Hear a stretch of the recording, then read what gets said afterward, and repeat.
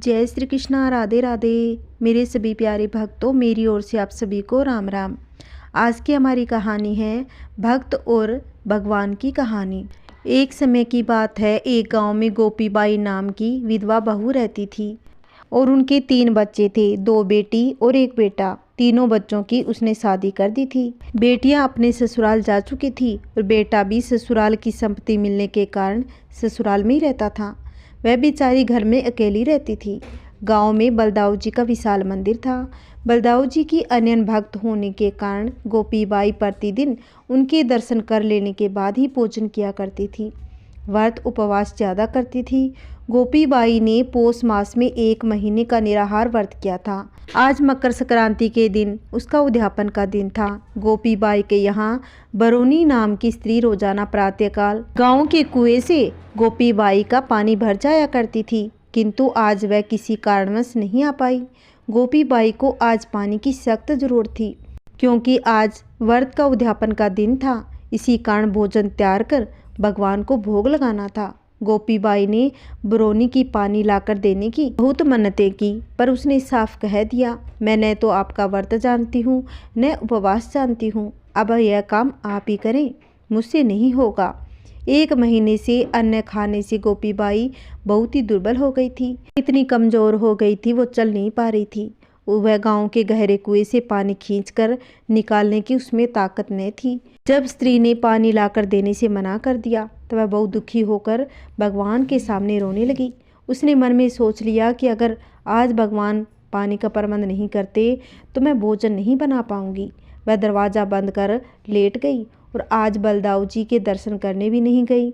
रात को बड़ी माँ बाहर से किसी ने आवाज़ दी। गोपीबाई की नींद खुली।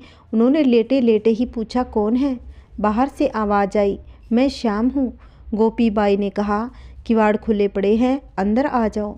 बलदाऊ जी के मंदिर के पुजारी का बेटा श्याम अंदर आ गया। आते ही उसने कहा, आपको भूख लगी होगी, आप भोजन तैयार कीजिए, मैं पानी लाया हूँ। गोपीबाई ने अनमने स्वर में कहा, मैं खाना नहीं बनाऊंगी। इस गांव में मेरी कोई इज्जत नहीं, या मुझे खाना बनाने के लिए भी पानी नहीं मिल रहा है। मैं तो यहाँ बलदाऊ जी के दर्शनों के लोभ से रह रही थी।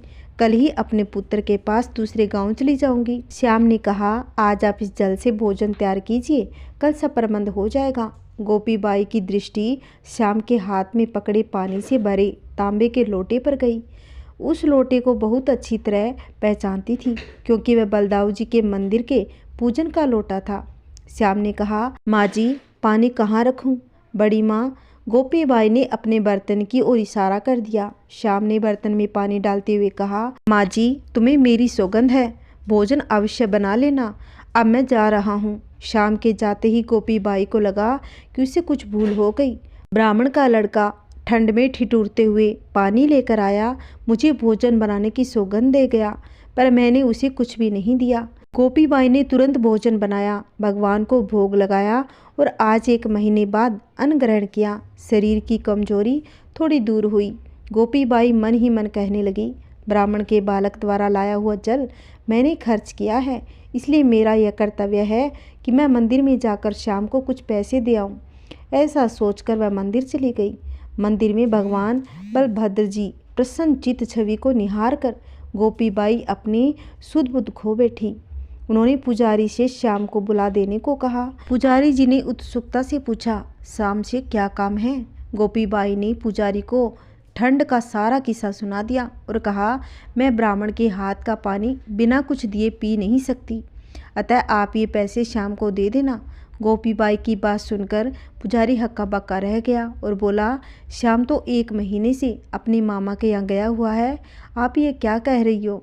यह सुनकर गोपीबाई स्तंभ रह गई और गुमसुम सी घर लौट आई। आते ही उसने देखा कि जिस बर्तन में श्याम ने पानी भरा था वह तो पूरा भरा हुआ था। घड़े का जल उसने अपने मस्तक पर लगाया और भगवान के पास जाकर रोने लगी और कहने लगी, आपने मेरे लिए इतना कष्ट उठाया, यह बात सब फैल गई और आज स्वयं बलदाऊ जी श्याम बनकर गोपीबाई का पानी भर गए। भगवान ने कहा, मैं अपने भक्तों के पीछे पीछे यह सोचकर घुमा करता हूँ कि उनके चरणों की धूल उड़कर मेरे शरीर पर पड़ जाए और मैं पवित्र हो जाऊं। बोलिए श्री हरि भगवान की जय हो। आज की मेरी ये छोटी सी कहानी आपको अच्छी लगी होगी। अगर आपको अच्छी लगी है तो प्लीज़ मुझे कमेंट करके बताएं और बताएं कि मेरी कहानी आपको कैसी लगी। अगर आपने मेरे चैनल को अभी तक सब्सक्राइब नहीं किया है तो प्लीज़ मेरे चैनल को सब्सक्राइब कर लो, जिससे मेरी वीडियो आते ही आपके पास नोटिफिकेशन पहुंच जाएगी। जय श्री कृष्णा, राधे राधे। मेरे सभी प्यारे भक्तों पर भी भगवान की कृपा हमेशा बनी रहे। जय श्री कृष्णा, राधे राधे।